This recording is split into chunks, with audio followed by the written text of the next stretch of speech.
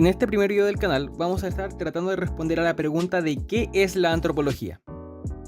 Aunque quizás sea sencillo encontrar alguna respuesta más breve, simple y concisa en internet, la verdad es que este es un tema un tanto complicado porque el concepto de antropología es bastante amplio y refiere a varios conocimientos diferentes. Es una carrera fascinante que otorga un conocimiento extremadamente útil no solamente en el ámbito laboral, sino en el día a día, para comprender el mundo en el que yo me hallo inserto, la sociedad en la que vivo, la cultura con la que habito, las personas que me rodean, entre otras varias cuestiones. Creo que lo primero que sería importante mencionar es el significado de la palabra antropología. Esta viene de la palabra griega anthropos, que significa ser humano, y la palabra logos, que significa conocimiento, o sea, el conocimiento del ser humano. Lo que a su vez significa que esta es la ciencia del ser humano que se dedica a estudiar a nuestra especie en tantas áreas como nos sea posible. Hablo de áreas como lo político, lo social, lo religioso, lo cultural, lo jurídico, lo biológico, etcétera, etcétera, etcétera. Y como seguiremos entendiendo en el transcurso del video, es una ciencia que abarca demasiados tipos de conocimiento y es muy amplia. Hasta el punto incluso de que ha debido dividirse en 4 carreras fundamentales. Yo creo que a este punto ya más de alguno va a estar un poco sorprendido de pensar 4 carreras para una misma disciplina que es la antropología. ¡Wow! Porque bueno, hace 5 segundos no tenía ni siquiera idea de qué era la antropología. Pero bueno, así es. En primer lugar nos encontramos a la antropología sociocultural, también llamada antropología social o antropología cultural, luego la antropología física o también llamada biológica, la antropología lingüística y en cuarto lugar a la arqueología. Todas y cada una de ellas contando con diferentes subdivisiones. En posteriores videos hablaremos de todas y cada una de estas especialidades principales de la antropología en profundidad, pero por ahora de manera superficial comentaremos, para empezar, a la antropología sociocultural. Este esencialmente se dedica al estudio del ser humano, como miembro de un grupo social y como integrante de una cultura. Conceptos que por lo demás son súper importantes para entendernos a nosotros mismos, en especial la idea de cultura que está presente en cada aspecto de la antropología. Y curiosamente un concepto que hasta el día de hoy no existe un consenso para su definición. Podríamos decir también que esta línea se encarga principalmente de entender elementos compartidos o diferencias que existen, de manera que también es una línea que se enfoca en metodologías comparativas, por ejemplo. Analiza diferentes tipos de grupos, ya sea indígenas, en las ciudades, en campo, etc. Al mismo tiempo, un punto a destacar es que, si no me equivoco, esta ha de ser de las líneas de antropología que cuenta con la mayor cantidad de subdisciplinas. Eso quiere decir con una mayor cantidad de áreas a las cuales hacer una investigación más profunda. Me refiero, por supuesto, a líneas como la antropología política, antropología jurídica, antropología económica, etnomusicología y un largo etcétera, que yo de verdad podría estar acá todo el día contándoles de las subdisciplinas con las que cuenta la antropología sociocultural, pero eso lo dejaré para posteriores videos y profundizar un poco y que la gente un poco más sepa también acerca de qué puede hacer uno poseyendo el título de antropólogo. Ahora, sobre la línea de la antropología física, o también denominada como antropología biológica, lo principal es que esta tiene como objeto de estudio la evolución del ser humano y cómo esta especie ha ido variando biológicamente con el pasar del tiempo. Respecto de la antropología sociocultural, esta cuenta con diferentes metodologías, diferentes puntos de vista, analiza otras cuestiones propias del ser humano, sin dejar de lado, desde luego, la cuestión de la cultura. Se centra más en el estudio del ser humano como un animal antes que como un ser cultural. En cuanto a las subdisciplinas de la antropología física, hay hartos temas de interés. Podríamos mencionar, por ejemplo, la línea de la antropología forense, cuando muchos de estos antropólogos prestan su conocimiento a los servicios médicos forenses, dando auxilio a peritajes sobre restos humanos de gran utilidad, por ejemplo. El tema de la identificación de personas desaparecidas. También mencionar, por ejemplo, cómo han aplicado su conocimiento a ayudar a deportistas de alto rendimiento, cómo estos se han relacionado con médicos del deporte, cómo se han involucrado en cuestiones de salud pública, estudios demográficos, de nutrición y los diferentes campos de aplicación que todo esto tiene. De manera que igualmente es una línea de la antropología extremadamente rica. Sobre la antropología lingüística, podríamos decir que ésta se dedica a estudiar el papel que tiene el lenguaje en la vida social de los individuos y las comunidades humanas. La manera en cómo este elemento juega un papel extremadamente importante en lo que es la identidad social, como nuestra pertenencia a los grupos se ve normado a través del lenguaje, lo que lo relaciona con creencias, con ideologías culturales, por ejemplo. Mucha gente se preguntará, ¿cuál es la diferencia entre un antropólogo lingüista y un lingüista como tal? Y la respuesta es que, como ya vimos anteriormente, los antropólogos nunca nos podemos desligar del concepto de cultura, de manera que en este caso estudiamos al lenguaje como interdependiente con la cultura y las estructuras sociales, a diferencia de los lingüistas que estudian el lenguaje como una cuestión exclusiva. Aunque todo esto tampoco es una limitante para ninguna disciplina social, porque como veremos más adelante en próximos videos, como ya he dicho, existen unos conceptos muy interesantes que aluden al intercambio entre disciplinas. Podríamos llamarlo la multidisciplinaridad, la interdisciplinaridad, etc. Por último, sobre esta otra línea de la antropología, algunas de las subdivisiones con las que cuenta es, por ejemplo, la lingüística histórica, la cual reconstruye orígenes de lenguas específicas y las familias de las lenguas, la lingüística descriptiva, la cual estudia la sintaxis y la gramática de las lenguas, así como también la sociología lingüística, la cual se encarga de estudiar el uso de la lengua en la comunicación cotidiana, que también, por lo que ya he mencionado, encuentran un amplio campo de estudio e investigación. La última línea de la antropología, y una de las que es más conocida por afuera, pero que poca gente sabe que es una subdivisión de la antropología, es la arqueología. Esta última línea del estudio del ser humano se dedica esencialmente a la materialidad que como especie hemos ido dejando con el pasar del tiempo. Todos estos elementos con los cuales podemos interpretar la cultura que ha quedado. Un detalle a destacar de la arqueología quizás sea que de entre todas las líneas de la antropología, esta sea la que tenga mayor relación con otras líneas que no son de la ciencia social, sino de la ciencia física, como son la geología, la botánica, paleontología, zoología, etc. Una cosa que también quizás sea importante mencionar es que la arqueología no se ve solamente limitada a cuestiones que pasaron hace miles y miles de años, sino que hay muchos arqueólogos que hoy en día se aplican a cuestiones más contemporáneas. Y si nos ponemos a hablar de subdivisiones, estaríamos acá todo el día porque hay infinitas. Yo mencionaré, por ejemplo, arqueología cognitiva, darwinista, de género experimental, holística, darwinista, y por no mencionar también la cantidad de diferentes órdenes de arqueología que existen alrededor del mundo, como la que está en México, la que está en Egipto, por ejemplo, la que está en el centro de Europa, o aquí mismo en Latinoamérica. Al mismo tiempo que, al igual que la antropología sociocultural, su área de estudio es enorme, en el sentido de que vela por el tema de la etnia, el folclore, no sé, la historia, la identidad cultural, los jeroglíficos, la mitología, el parentesco, y nuevamente estaríamos acá todo el día hablando del tema. De manera que, como queda en evidencia, antropología parece no ser tan poca cosa como la gente desconocía o como se suponía que ha de ser como ciencia social. La verdad es que, hablando personalmente, este es un tema del que de verdad me apasiona hablar porque es la carrera que yo estudio, voy en tercer año, y creo realmente que es importante aclarar un poco a la gente de qué es realmente la antropología por una cuestión de que es tan rico el conocimiento que es necesario que la gente entienda a qué nos podemos dedicar, cómo podemos ayudar al mundo en general y cómo podemos aplicar nuestro conocimiento. E incluso ya tengo hartos temas en mente de lo que podría hablar posteriormente, pero bueno, para no hacer muy largo el video, voy a hacer una premisa de las cosas que posteriormente voy a estar hablando. Por ejemplo, el tema del campo laboral de antropólogos hoy en día, no todas porque eso es imposible, pero gran parte de las subdisciplinas de cada una de las líneas de antropología, sobre algunos autores, metodologías, diferencias con otras ciencias sociales, recomendación de algún libro, quizás, y cuestiones de ese tipo. Así que por ahora eso, si de verdad les gustó el video, que bueno, y también que le den like, que lo compartan y que se suscriban, obviamente.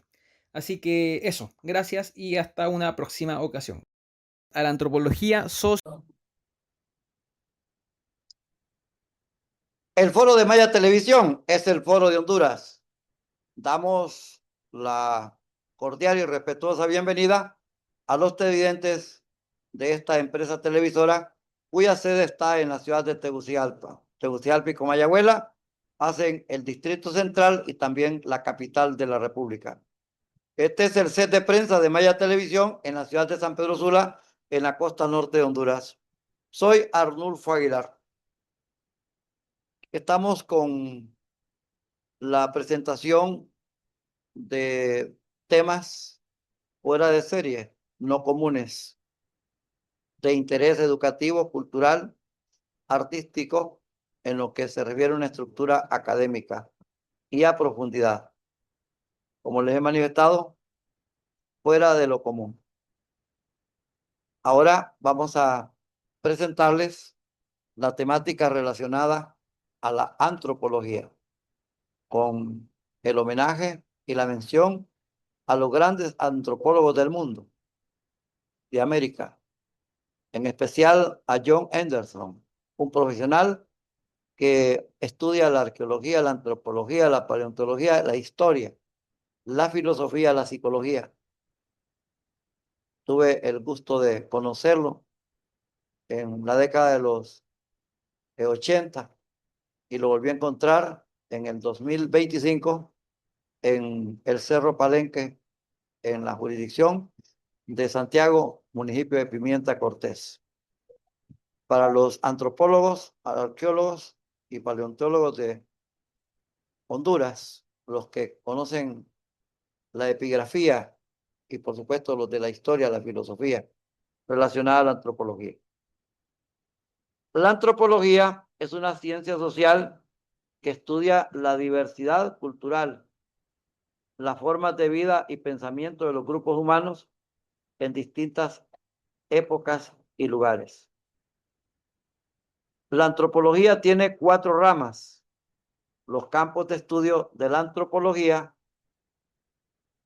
suelen agruparse en 4 grandes ramas: antropología física o biológica, antropología lingüística, la antropología como tal y la antropología social y cultural. Vamos a pasar a un documento con los créditos que se merece la producción con respecto a esta proyección, que es totalmente sin fines de lucro. A la pregunta ¿qué es la antropología? Ahora tenemos el avance segmento que nos va a decir exactamente la breve historia de la antropología. Este es un documento con los créditos al canal La Ciencia de Juan. Vamos con él. Hola, bienvenidos al canal de divulgación científica y tecnológica de La Ciencia de Jaun. Hoy les traigo un tema fascinante, extraño y profundamente humano: la antropología.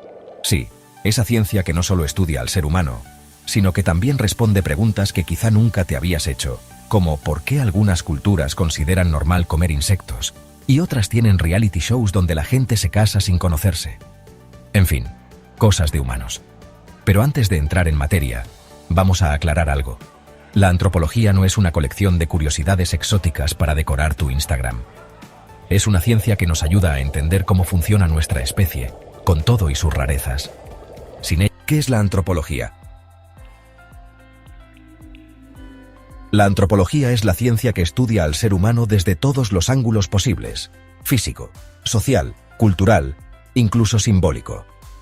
Básicamente, es como si un grupo de personas muy curiosas hubiera decidido decirle al resto del mundo: oye, no te preocupes, vamos a analizar por qué eres tan raro, pero con cariño. Lo interesante de la antropología es que no se conforma con lo superficial. No le basta con saber qué hacemos. También quiere entender por qué lo hacemos. ¿Por qué unas culturas veneran a los ancestros y otras al último modelo de iPhone? ¿Por qué algunos piensan que el matrimonio es el inicio de la felicidad y otros, el fin? Todo esto y más lo desentraña esta ciencia. Y sí, es una ciencia. Porque aquí no venimos a improvisar ni a suponer. La antropología trabaja con investigación, análisis y datos. Así que, para los que dicen que es solo un montón de historias bonitas sobre otras culturas, no, amigo, esto no es Netflix. Es ciencia con mayúsculas.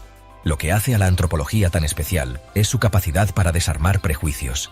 Imagínate convivir con una comunidad indígena durante meses, aprendiendo su lengua, sus costumbres, sus rituales, y darte cuenta de que, aunque en la superficie puedan parecer diferentes, en realidad buscan lo mismo que tú: amor, comunidad, un propósito. Eso sí, mientras tú lo buscas en redes sociales, ellos quizá lo encuentren en un ritual ancestral bajo las estrellas. Aquí es donde la ciencia brilla. Mientras algunas personas viven con la cabeza llena de estereotipos y teorías conspirativas, la antropología aporta algo revolucionario: empatía informada. Te enseña a ver el mundo no como un lugar de nosotros versus ellos, sino como un espacio de conexiones, aprendizajes y sí, un poquito de caos organizado. Y no podemos olvidar a los pioneros de esta ciencia, que literalmente se metieron en la selva o en los desiertos para convivir con culturas desconocidas. Claro, no todo era glamour. ¿Te imaginas explicarle a una tribu que has venido desde muy lejos para estudiar por qué cantan en círculo, mientras ellos te miran preguntándose: ¿y por qué ese tipo se viste tan raro? Así que la próxima vez que veas un estudio antropológico, recuerda: detrás de cada palabra hay años de trabajo, de preguntas difíciles y probablemente una buena dosis de repelente de insectos. Porque la antropología moderna.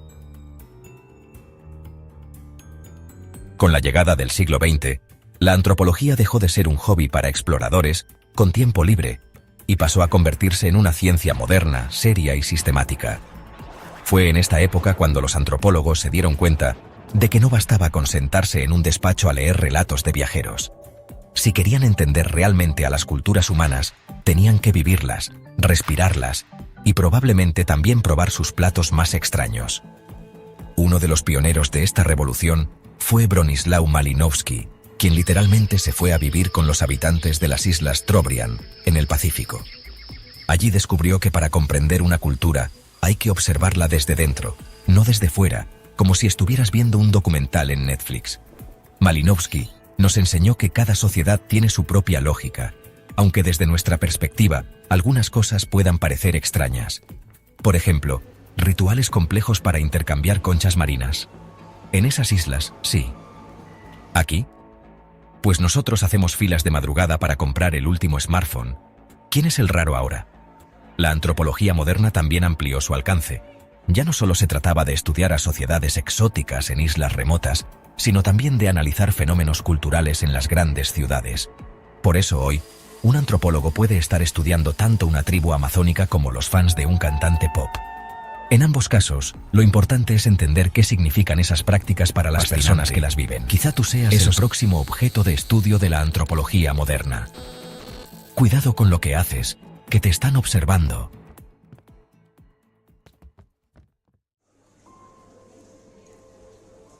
Impacto de la antropología. ¿Te has preguntado alguna vez para qué sirve realmente la antropología? Más allá de hacernos ver cultos en una cena, la antropología tiene un impacto profundo en cómo entendemos el mundo y cómo interactuamos con él. No es una ciencia de lujo ni una simple curiosidad académica. Es una herramienta esencial para abordar algunos de los desafíos más complejos de nuestra sociedad. Por ejemplo, gracias a la antropología, entendemos que la cultura no es un accesorio bonito, sino el motor que define cómo vivimos, amamos, trabajamos y hasta cómo nos destruimos. Desde explicar los conflictos culturales en zonas de guerra hasta analizar cómo las comunidades enfrentan desastres naturales, la antropología está en el corazón de muchas soluciones. Y aquí va el mensaje polarizante. ¿Te suena más útil ahora que las teorías de conspiración sobre pirámides construidas por alienígenas? Porque lo es, y por mucho. La antropología también tiene un impacto enorme en algo tan básico como la empatía. Al estudiar otras culturas descubrimos que lo normal es relativo. Por ejemplo, mientras algunos ven como un lujo desayunar aguacate con tostadas, en otros lugares es simplemente lo que cae del árbol. Este tipo de descubrimientos no solo nos hacen más tolerantes, sino que nos ayudan a derribar prejuicios y a construir un mundo donde la diversidad no sea vista como un problema, sino como una riqueza. Otro ejemplo del impacto de la antropología es su aplicación en la salud pública. Durante epidemias, como el ébola o incluso el COVID-19, antropólogos trabajaron para entender cómo las creencias culturales influían en la manera en que las comunidades respondían a las medidas de prevención. ¿Por qué alguien rechaza una vacuna? ¿Por qué ciertos rituales funerarios aumentan el riesgo de contagio? Sin la antropología, la ciencia médica se enfrenta a un muro cultural que no puede superar sola. Y no nos olvidemos de su papel en el mundo empresarial. Sí, empresas gigantes como Google, Amazon y Nike emplean antropólogos para estudiar cómo interactuamos con la tecnología, qué queremos como consumidores y cómo nos comunicamos. Así que, si alguna vez te has preguntado por qué los anuncios parecen saber exactamente lo que necesitas, ahí está la respuesta. Un antropólogo probablemente estuvo detrás de esa investigación. Aunque claro, también es probable que el algoritmo esté aprendiendo de tus secretos más oscuros. Y por supuesto, la antropología tiene un impacto transformador en nosotros como individuos. Nos obliga a hacer preguntas incómodas. ¿Por qué creemos lo que creemos? ¿Qué valores hemos heredado de nuestra cultura y cuáles elegimos conscientemente? Y lo más importante, ¿por qué seguimos usando calcetines con sandalias? Estas preguntas nos sacuden y nos invitan a repensar nuestra identidad. Así que, la próxima vez que alguien te diga que la antropología es irrelevante, recuérdale que esta ciencia no solo nos ayuda a entender el mundo, sino que también nos da las herramientas para cambiarlo. Porque si no somos capaces de comprendernos a nosotros mismos como especie, ¿cómo pretendemos enfrentar los grandes retos del futuro? Y si alguien insiste en que no sirve para nada, bueno, quizás sea hora de que un antropólogo los estudie. Eso sí sería un caso interesante.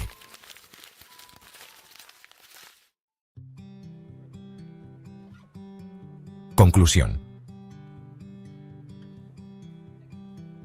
Y así llegamos al final de este fascinante viaje por la historia y el impacto de la antropología, esa ciencia que no solo nos dice quiénes somos, sino que también nos recuerda que somos una mezcla perfecta de curiosidad, creatividad y, bueno, un poquito de caos.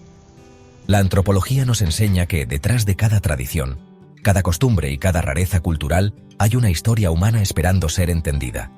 Piénsalo.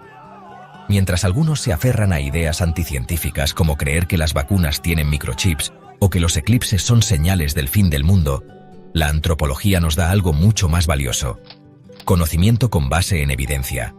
Es la herramienta que desarma prejuicios, fomenta la empatía y nos ayuda a construir un futuro en el que, con suerte, todos podamos coexistir sin pelearnos por cosas tan absurdas como si la pizza lleva o no lleva piña. La ciencia, incluida la antropología, es nuestra mejor aliada para enfrentar los retos del presente y del futuro. Así que, cuando escuches a alguien decir que estas disciplinas son irrelevantes, recuérdales que sin ellas no estaríamos aquí entendiendo lo complejo y maravilloso que es el ser humano. Porque sí, somos capaces de enviar sondas a Marte, pero también seguimos teniendo debates sobre memes. Eso somos nosotros, una especie única y un poquito extraña. Ahora, es tu turno de formar parte de este viaje. Si este video te hizo reír, reflexionar o al menos mirar el mundo con otros ojos, no olvides darle un me gusta, compartirlo con tus amigos y suscribirte a La Ciencia de Jaun. Aquí hablamos de ciencia sin rodeos, porque en un mundo lleno de ruido y desinformación, apostar por el conocimiento es el acto más revolucionario que puedes hacer. Y recuerda, el conocimiento no solo está en los libros o en los laboratorios. Está en las personas, en las culturas y en las pequeñas historias que nos unen como especie. Así que sigue aprendiendo, cuestionando y explorando, porque al final, todos somos una pequeña pieza del gran rompecabezas de la humanidad. Hasta la próxima, científicos de la vida. La naturaleza no es solo algo agradable, es fundamental para nuestra salud. Pero muchas de las comunidades que más la necesitan tienen un acceso reducido a ella. Esto significa menos protección contra la contaminación atmosférica, menos sombra que resguarde del calor, menos espacio para hacer ejercicio, jugar y relajarse. Entonces, ¿qué podemos hacer? Apoyar a los líderes locales en sus esfuerzos por crear más espacios verdes para sus comunidades. Abogar por políticas que prioricen la naturaleza para todos.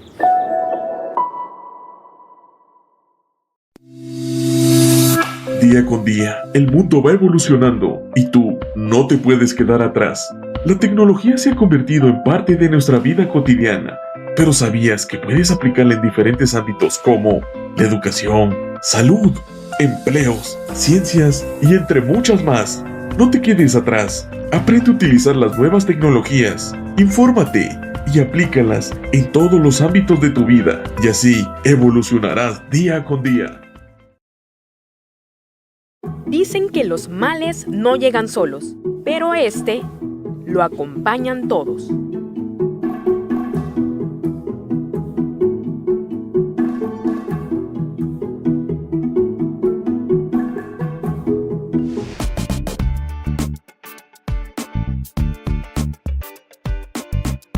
Tú decides quién te acompaña.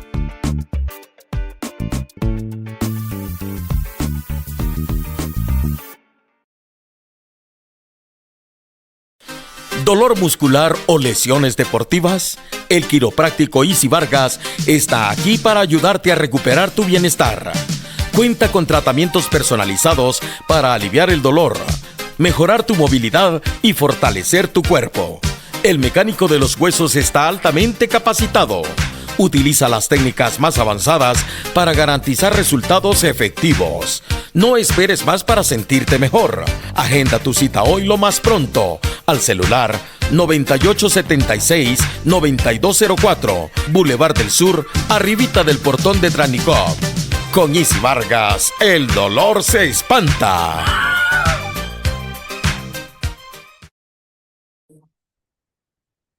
Siguiendo con la temática dedicada exclusivamente a la antropología, la pregunta que se formula: ¿cuáles son las 4 ramas de la antropología? Y ahora, ¿qué estudia la antropología? La antropología es la ciencia que estudia al ser humano de una forma integral, en sus características físicas como animales y de su cultura.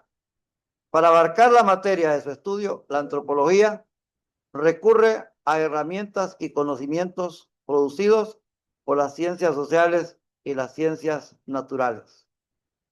A la pregunta, ¿qué hace un antropólogo? Los antropólogos estudian todo sobre el ser humano. Su trabajo explora los orígenes como especie, las culturas actuales y cómo la humanidad sobrevivirá en el futuro. Interesantísimo este documento. Vamos a pasar a otro documento importantísimo. La breve historia de la antropología, ya lo vivimos. Ahora vamos a presentar este tema relacionado a Bronislaw Malinowski, el antropólogo que vivió entre los nativos. Un documento con los créditos, porque fue subido a las redes sociales por el canal Humanidad al Desnudo. Vamos. ¿Podrías imaginar pasar años viviendo en una isla remota, rodeado de una cultura completamente distinta, intentando comprender el mundo desde su punto de vista? Suena a una novela de aventuras, ¿verdad? Pues eso fue exactamente lo que hizo Bronisław Malinowski, el hombre que revolucionó para siempre la forma en que estudiamos a la humanidad. Hoy vamos a viajar hasta las lejanas Islas Trobriand en el Pacífico Sur, para descubrir cómo este antropólogo polaco cambió las reglas del juego y nos enseñó que para entender a los demás, primero hay que caminar con sus zapatos, comer de su plato y aprender a ver el mundo a través de sus ojos. Bronisław Malinowski nació en 1884 en Cracovia, en el corazón de una Europa que bullía con imperios y nuevas ideas. Aunque se formó en ciencias y filosofía, su verdadera vocación la encontró en una disciplina joven y fascinante, la antropología, el estudio del ser humano. El destino le tenía preparada una jugada inesperada. Cuando estalló la Primera Guerra Mundial, Malinowski se encontraba en el Pacífico, realizando trabajo de campo. Oficialmente era un ciudadano del Imperio Austrohúngaro, un enemigo de los británicos que controlaban la región. Esto significaba que no podía volver a Europa. Atrapado en el paraíso, lejos del conflicto, decidió transformar ese encierro en la mayor oportunidad de su vida. En lugar de esperar a que la guerra terminara, se adentró en las Islas Trobriand y tomó una decisión radical. Iba a vivir entre sus habitantes, no por unas semanas, sino por años. Quería observar su vida cotidiana, sus rituales, cómo comerciaban, cómo amaban, cómo pensaban. De esa inmersión total nacería su obra maestra Los Argonautas del Pacífico Occidental, publicada en 1922, un libro que se convertiría en uno de los textos fundacionales de la antropología moderna y que cambiaría para siempre el modo de hacer ciencia social. Hasta Franz Boas y Malinowski, la mayoría de los antropólogos eran lo que se conocía como antropólogos de sillón. Estudiaban culturas lejanas desde la comodidad de sus despachos en Londres, París o Berlín. ¿Cómo lo hacían? Recopilaban relatos de segunda o tercera mano, cartas de misioneros, informes de funcionarios coloniales, diarios de viajeros. Ambos revolucionaron la antropología, pero lo hicieron desde enfoques muy distintos. Boas no solo observó culturas, sino que redefinió por completo la forma en que debíamos entenderlas. Su mayor contribución fue romper con una idea muy popular en su época, el evolucionismo cultural. Esta teoría decía que todas las sociedades avanzaban por las mismas etapas hasta llegar a un estado civilizado, que casualmente siempre era el europeo. Boas dijo, un momento, eso no tiene sentido, y así propuso el relativismo cultural, una idea revolucionaria que sostiene que cada cultura debe ser comprendida en sus propios términos y no juzgada con los estándares de anteriormente. Malinowski fue el primero en plantarse y decir, si de verdad queremos entender una cultura, no podemos quedarnos mirando desde la barrera. Esto no era un simple eslogan, él realmente lo llevó a la práctica. Montó su tienda en medio de las aldeas. Comía lo que los trobriandeses comían. Aprendió su complejo idioma y participó activamente en sus ceremonias y rituales. No se conformaba con ser un espectador silencioso. Quería sentir, experimentar, vivir. Su objetivo era algo que él describió de forma muy poética, como captar el punto de vista del nativo. Y esto es clave. No se trataba solo de hacer una lista de costumbres exóticas, como si fuera un catálogo de mariposas. Se trataba de entender la lógica interna que conectaba todo, de comprender por qué hacían lo que hacían, qué significaba para ellos, cuál era su coherencia. En sus propias palabras, Malinowski escribió, el objetivo final del etnógrafo es captar la visión del mundo del nativo, su relación con la vida y comprender su visión de su propio universo. Fíjate qué potente. No es analizar, es comprender. No es juzgar, es sentir. Este enfoque humanizó por completo la antropología. A partir de él, estudiar una cultura ya no era un ejercicio de laboratorio, sino una experiencia de vida. Gracias a esta inmersión, Malinowski hizo otro descubrimiento fundamental. Demostró que las prácticas culturales que a los europeos les parecían primitivas, irracionales o salvajes, no lo eran en absoluto. Al contrario, cada costumbre, cada rito, cada creencia, cumplía una función social vital. Esta idea se conoce como funcionalismo. Es la teoría de que todos los elementos de una cultura existen porque satisfacen necesidades humanas básicas, ya sean biológicas, como la comida y el refugio, o psicológicas y sociales, como la seguridad, la pertenencia o el prestigio. Un ejemplo perfecto es el famoso intercambio Kula. Los habitantes de las Trobriand y otras islas cercanas se embarcaban en peligrosas travesías por el océano para intercambiar objetos que, en apariencia, no tenían ningún valor práctico. Collares de conchas rojas y brazaletes de conchas blancas. Un europeo de la época podría haber pensado, ¿para qué arriesgar la vida por unos simples adornos? Pero Malinowski, viviendo entre ellos, descubrió la verdad. El Kula no era un simple trueque, era un sistema social increíblemente complejo.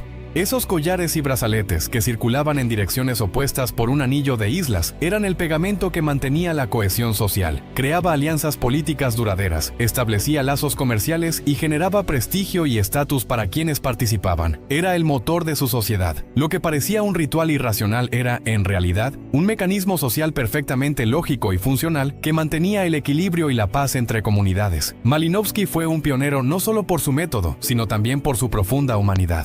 Tras su muerte, se publicaron sus diarios personales, un texto que causó un gran revuelo. En ellos no encontramos a un científico frío y objetivo, sino a un hombre de carne y hueso, lleno de dudas, frustraciones, soledad y conflictos internos. A veces se sentía agobiado, a veces juzgaba a la gente que estudiaba, pero siempre volvía a un profundo respeto y una fascinación genuina por su cultura. Estos diarios nos mostraron que la observación participante no es un camino de rosas, es una experiencia intensa, emocional y transformadora, tanto para el investigador como para la comunidad estudiada.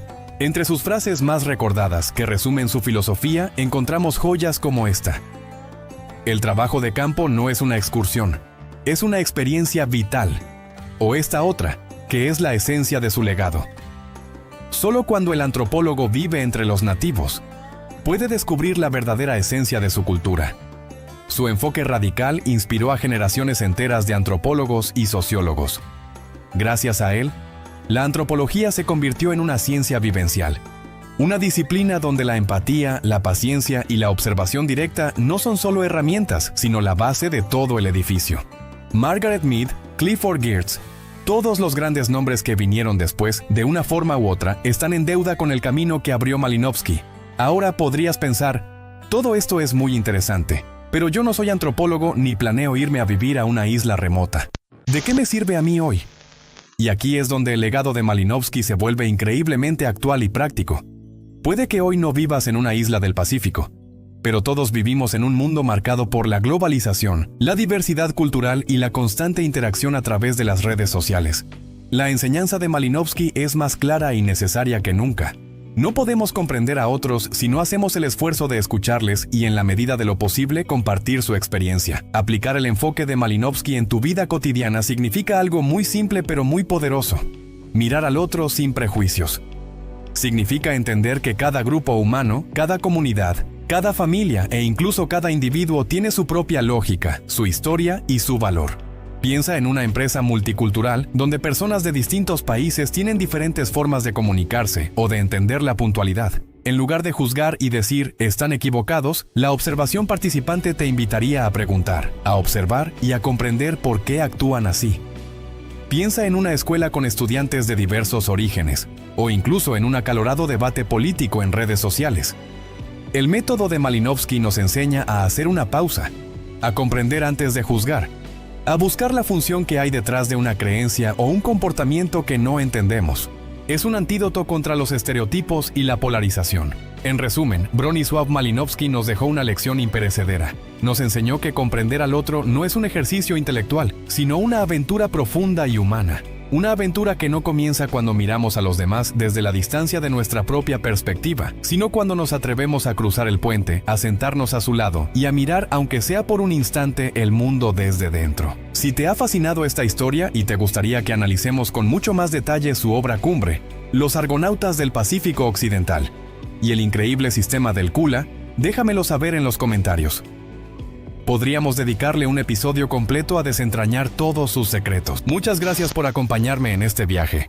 No olvides darle a me gusta, suscribirte al canal y activar la campanita para no perderte nuestras próximas exploraciones en el fascinante universo de la humanidad al desnudo. Esta exposición sobre la antropología no se escucha ni se mira comúnmente en los medios, especialmente la radio, la televisión y las redes sociales. En las redes sociales está en los archivos de YouTube, en Facebook, en TikTok, en Instagram, en Telegram. Ahí, toda la plataforma. Pero no hay programas conducidos, presentados, como en esta ocasión lo está haciendo el Foro de Maya Televisión, el Foro de Honduras, desde su sede de prensa en la ciudad de San Pedro Sula. Saludar a los del Departamento de Historia de la Universidad Nacional Autónoma de Honduras.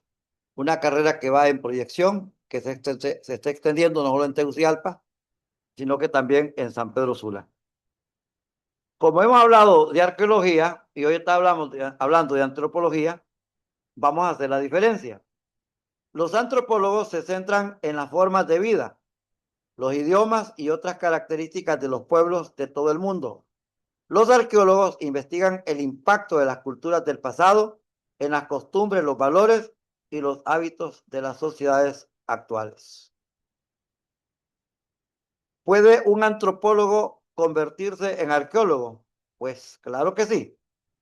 Una licenciatura en antropología, especialmente con especialización en arqueología, es un requisito común para convertirse en arqueólogo. En iguales condiciones van a aparecer más preguntas y se van a obtener las respuestas. Pero hoy vamos a entrar a un viaje por el mejor museo del mundo, el Museo de Antropología de la Ciudad de México, fundado en 1825, donde más de 2 millones de personas lo visitan al año. Este es un documento con los créditos para el canal Lalo Villar. Gracias por el acompañamiento al foro de Maya Televisión, el foro de Honduras. Un amigo y servidor de ustedes, Arnulfo Aguilar. Esperamos los reportes al WhatsApp 504-9992-0594. Si les gustan estas temáticas, pues las seguimos presentando, claro que sí. Pero también las vamos a combinar con el acontecer nacional e internacional y las temáticas relacionadas al país. Hasta pronto. Más de 2 millones de personas visitan este museo. Sin lugar a dudas, uno de los favoritos de los mexicanos y de todos los turistas que visitan la Ciudad de México. Sean ustedes bienvenidos al Museo Nacional de Antropología.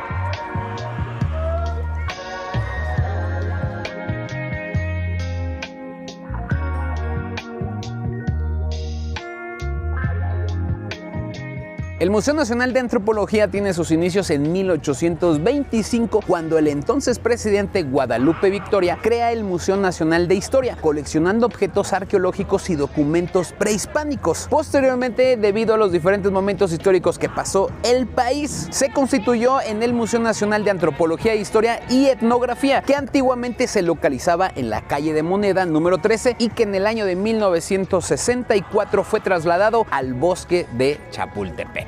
La construcción de este museo fue bajo la dirección del arquitecto Pedro Ramírez Vázquez, quien también diseñó, por cierto, el Estadio Azteca y la Basílica de Guadalupe. Duró la construcción 18 meses en un predio al borde del bosque de Chapultepec. Inaugurado en 1964, en él cuenta con la colección más importante de piezas arqueológicas en todo el país, con un acervo de más de 10,000 distribuidas en 10 salas organizadas por periodos y culturas. En la planta alta se encuentran 10 salas de etnografía con alrededor de 5,000 objetos elaborados por diversas culturas indígenas contemporáneas. Visitar este museo yo considero que es una obligación como mexicano turista que visita la Ciudad de México. De verdad que te vas a maravillar con todo lo que hay dentro, con todo lo que vas a admirar y sobre todo, si eres mexicano, con toda la historia que a mí me encanta.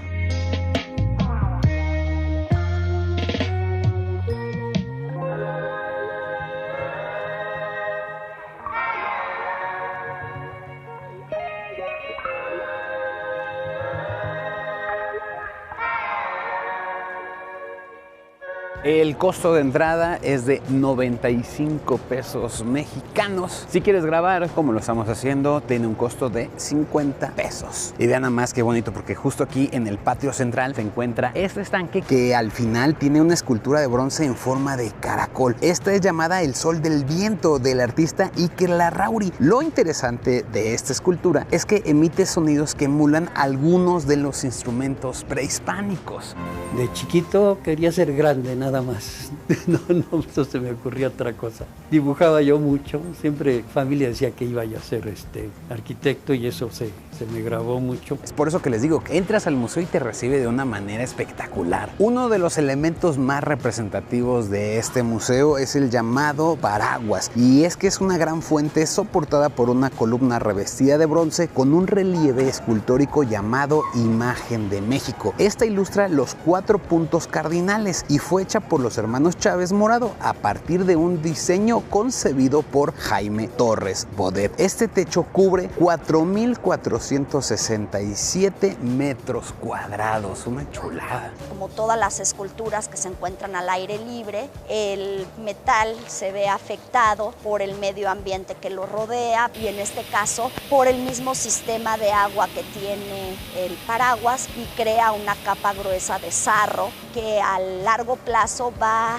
impidiendo que se aprecien las formas del relieve, la textura que tiene el metal. En esta primera sala, que es Introducción a Antropología, nos habla un poquito de cómo fue la llegada del hombre a América. Vean, son los restos de un mamut, y este es de Santa Isabel, Ixtapan. ¡Wow! Este mamut fue encontrado cerca del lago de Texcoco y se dice que tiene una antigüedad de más de 9,000 años. Está bien padre. Miren, digo, por si no lo sabían, la Ciudad de México fue construida arriba de un lago que es llamada la Cuenca de México. Aquí nos representa justo cómo está todo el lago y los puntitos rojos son principales como ciudades comunidades que estaban asentadas en esta cuenca de México, desde Cuicuilco, Tláhuac, Ecatepec, Teotihuacán, Tlatilco, Xico. Allá tenemos los volcanes, el Popocatépetl, Iztaccíhuatl. Seguramente ahí abajito, ese pueblo es Amecameca. El conjunto arquitectónico de la Ciudadela, en la parte central de Teotihuacán, es uno de los lugares más notables de esa antigua ciudad. Estudio iniciado hace más de 100 años, apenas nos ha develado algunos de sus secretos. Y vean nomás qué impresionante se ve la pirámide de la serpiente emplumada. Esta fue localizada en la Ciudadela, que dicen que es probablemente el centro político y religioso de mayor importancia en Teotihuacán. Si la vemos, hay dos elementos escultóricos que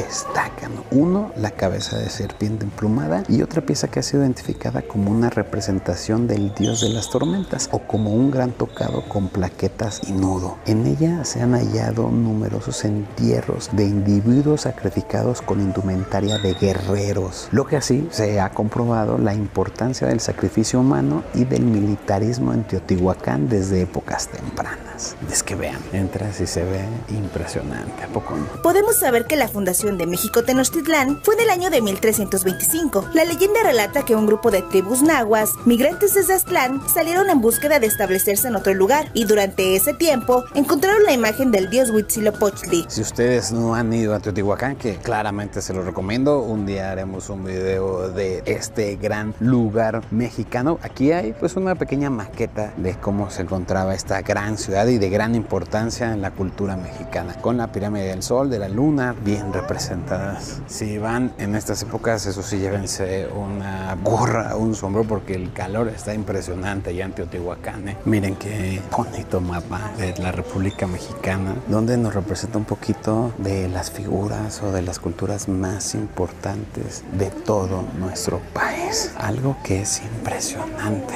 Y vean también qué impresionante se ve el mal llamado calendario azteca, que su nombre en realidad es la Piedra del Sol. Esta fue descubierta en diciembre de 1790 en la Plaza Mayor de México Tenochtitlan. Su contenido simbólico en el que se advierten los nombres de los días y los soles cosmogónicos. Por eso se le llamó injustificadamente calendario azteca. En realidad se trata de un gran altar de sacrificio gladiatorio conocido como Temalacatl. Miren, esta es la representación del jaguar o xelotl, como se dice en náhuatl. Para ellos es considerado el príncipe de los animales, señor de la noche y nahual del dios Tezcatipócatl. El hueco labrado en el lomo de este jaguar funcionaba como un recipiente sagrado donde se depositaba la sangre y los corazones de los sacrificados para alimentar al sol y la tierra. Otra de las piezas más importantes de todo el museo es justo lo que ustedes ven atrás de mí. Es la conocida Huatlicle,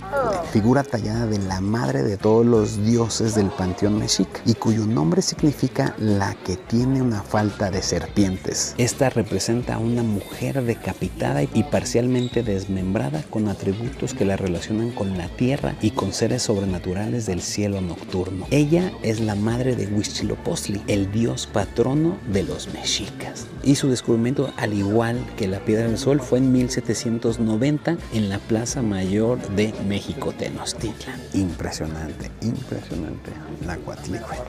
Mientras el presidente insiste en pedir prestado a Austria el penacho de Moctezuma, y hoy el curador del Museo Antropológico de Viena, Gerard Van Bulsen, dijo que el traslado del penacho es imposible, por lo menos en la próxima década. El penacho de Moctezuma mide 175 centímetros de diámetro, pesa 980 gramos. Está compuesto de 222 plumas de 4 especies de aves en referencia a dioses como Quetzalcóatl. Actualmente se encuentra en el Museo del Mundo en Viena, donde este miércoles se inaugurará la exposición Aztecas. En esta sala también tenemos lamentablemente una réplica de lo que es el penacho de Moctezuma. Un penacho de Moctezuma que se le fue entregado a las manos de Cortés como símbolo de bienvenida, ya que, como ustedes algunos saben, cuando llegó Cortés a la México Tenochtitlan, pues en realidad se le pensaba que era un dios, entonces se le recibió con las manos abiertas, no como un conquistador. Lamentablemente este penacho se encuentra en Suiza, un penacho que se ha pedido muchas veces que se regrese a México, pero lo que se dice es que no puede ser movido por cómo se encuentra. Aunque este penacho es una réplica, también tiene las plumas completamente reales y lo que reviste de oro también es oro 100% real. ¿Ustedes cómo ven? ¿Creen que debería de regresarse el penacho de Moctezuma a México? ¿Creen que se podrá algún día ver esto en nuestro país? Yo la verdad lo dudo mucho. Este penacho representaba al dios Quetzalcóatl. Sus plumas son de quetzal ataviado. Este también era utilizado por el tlatoani, que en su caso Moctezuma, que fue el último tlatoani, y solamente se utilizaba en ocasiones especiales. Esta pieza que ustedes están viendo fue elaborada en 1940 por un artesano mexicano bajo el patrocinio del general Abelardo Rodríguez. Sus incrustaciones, como les digo, es de oro puro y las plumas de este color increíble de quetzal y las azul turquesa del pájaro azulejo real. Otra de las piezas clave del museo es sin lugar a dudas la cabeza olmeca. Esta es perteneciente a la que se conoce como la cultura más antigua del continente americano y la cultura madre de México, que por cierto hace poco hubo una pieza artística que se montó en la colonia Roma donde una cabeza olmeca estaba arriba de un coche eléctrico. No sé si ustedes lo recuerdan. Bueno, para quien no sepa, justo esa piedra es una cabeza olmeca. Una cabeza olmeca aplastando un cochecito Tesla en calles, en un predio de la colonia Roma. Sin embargo, esto se trata de una obra de un escultor mexicano, Chavis Mármol. Y esta es la representación de la figura humana, obviamente a la parte más importante del cuerpo, que es la cabeza. Fue una característica de la cultura olmeca. Esta cabeza colosal, parte del grupo de varias de ellas que han sido encontradas en San Lorenzo, Veracruz. Es una de las más grandes, ya que pesa cerca de 20 toneladas. Vean aquí en la tienda qué bonitas cosas, artesanías pueden comprar. La verdad es que está muy bonito, muy bonito todas las cosas que pueden ustedes comprar. Gran recuerdo, una artesanía mexicana. Pues si ya están aquí, claramente vale la pena que ustedes puedan comprar una artesanía que va a valer la pena mostrarlo en su casa. Miren, aproximadamente piedra del sol, 570 pesos, hecha con resina, se ve muy bonito. Saludos, por cierto, a toda la gente de Tabasco. Allá está el gran lugar que es La Venta, donde pues hay un montón de cabeza olmeca. Gran lugar para visitar también. Su plan está perfecto, si vienen al bosque de Chapultepec, pueden pasar al laguito, al zoológico, al castillo de Chapultepec. El museo es una obligación. Se van a tardar aproximadamente unas 2 horas y media en lo que están viendo cada una de las salas, enterándose de la historia de México, porque pues la verdad aquí es una ventana al pasado y al presente multicultural de México. Aquí tenemos una colección arqueológica y etnográfica. Fíjense, la misión de este museo es investigar, conservar, exhibir y difundir los invaluables objetos que relatan no solo la historia de México, sino de la humanidad entera. Por cierto, también la mayor parte de esta colección que hoy se exhibe en el museo se encontraba en el antiguo Museo de la Calle de Moneda. En la parte alta del Museo de Antropología alberga la Biblioteca Nacional de Antropología, que reúne alrededor de 55,000 libros de antropología, historia, etnología y ramas afines, además de una enorme cantidad de códices prehispánicos, fotografías y mapas de todas las épocas.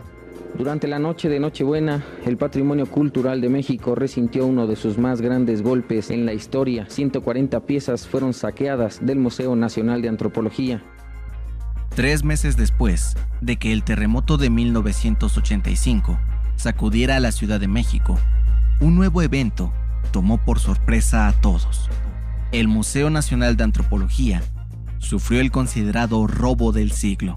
Más allá del valor monetario del hurto, parte de la historia prehispánica del país permaneció desaparecida por 4 años y casi 4 décadas después del atraco, siguen existiendo cabos sueltos. La mañana del 25 de diciembre de 1985, en este museo, 2 estudiantes sustrajeron 140 piezas del museo, entre ellas varias máscaras, varias piezas de ajuares funerarios y vasijas. Los ladrones intentaron revender las piezas a coleccionistas privados, sin embargo, no tuvieron éxito debido al alto perfil de las piezas, por las cuales se ofreció una recompensa de 50 millones de pesos. Las piezas fueron recuperadas en 1989 y además de dar pie a un mejor sistema de seguridad en este museo, el suceso despertó la curiosidad del público para visitar este recinto. Este robo incluso inspiró a una película titulada Museo de 2018, protagonizada por Gael García Bernal.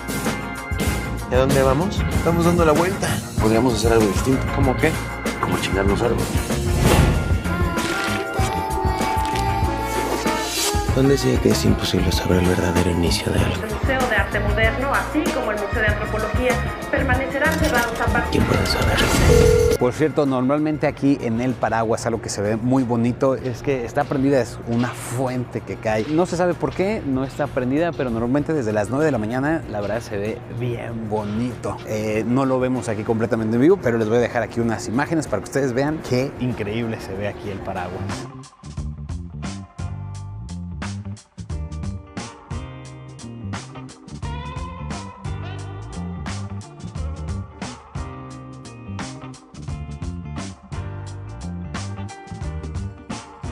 Obviamente, con todo respeto para todas las nacionalidades, ¿no? Yo me siento muy orgulloso de mi país, de quién soy, por México, y no estoy diciendo que sea el mejor, no, simplemente yo orgulloso de nuestro país. Por cierto, si ustedes se preguntan, oye Lalo, ¿y qué podemos comer cerquita del museo? Miren, realmente, como se los he dicho en el bosque, se los he dicho, la verdad aquí no es un gran lugar para que ustedes pues consigan comida que digas, ¡ay, qué rico sabe! Pero si ustedes le invierten una media hora al salir del museo, en realidad no vayan hacia Reforma, que es justo la avenida principal, sino van hacia el otro lado, que es donde se encuentra Polanco. Ahí, miren, ustedes pueden caminar o pedir un taxi para que los lleve al Turish, un lugar donde venden una de las mejores cochinitas pibiles. La verdad es que de aquí se encuentra relativamente cerca y ahí sí yo les garantizo que van a tener un gran lugar para comer. La forma más rápida de llegar a este museo es, se pueden bajar en el metro Chapultepec, caminar unos cuantos metros, como alrededor de 5 o 10 minutos y listo, van a poder llegar al Museo de Antropología, que como les digo, es el museo que está bien pegadito con el bosque de Chapultepec, el lago, el castillo. Entonces quizás no todo lo van a poder hacer en un solo día, pero si le dan velocidad, en una de esas sí lo pueden lograr. Cuando entras a este museo, una de las piezas más representativas aparece y está frente a ti, y me refiero a la gran figura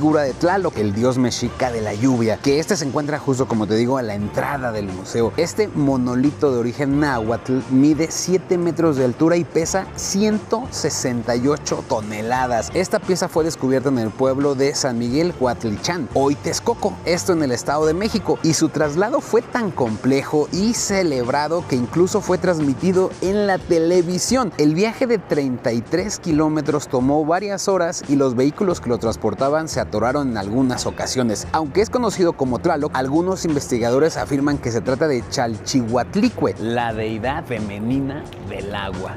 En la primavera de 1964, Ramírez Vázquez decidió trasladar desde el pueblo de Coatlinchan hasta el Museo de Antropología el monolito, que se creía representaba a Tlaloc. El traslado se realizó el 16 de abril de ese año y desde entonces se convirtió en una leyenda urbana de la Ciudad de México. Entonces ya cuando la trajeron, todo el mundo iba trepado encima de la figura. No se acababa de entender porque hacía costaditos que se iban un grupo de electricistas de la ciudad que de plano donde no lograban llegar, cortaban y volvían a conectar. Y despacito, porque despacito y todos empapados. Y cuidado con los cables, no sé qué, podía ser corto. Iban unas patrullas por delante y empezaron a sonar las sirenas, no había necesidad, ¿no? Pero entonces iban, venía el monstruo, que era como procesión, ¿no? Y empezó a llover y no le importó empaparse, mojarse, todo. Y el camión, la plataforma avanzaba muy despacito. Algo que sí me gustaría mencionar, sobre todo pues invitar a las autoridades, es que he visto que algunas descripciones de piezas que se encuentran en el museo no tienen la traducción al inglés, y la verdad es que en estos momentos lo que estoy viendo es que hay una mayoría de turistas extranjeros, entonces creo que sí ayudaría también tener esa traducción, sobre todo para que entiendan la grandeza que tenemos en México, lo importante que son esas piezas y que pues se lleven una mejor explicación. Eso, la verdad, un mensaje a las autoridades para que si pueden poner la traducción en todas las piezas sería mucho mejor.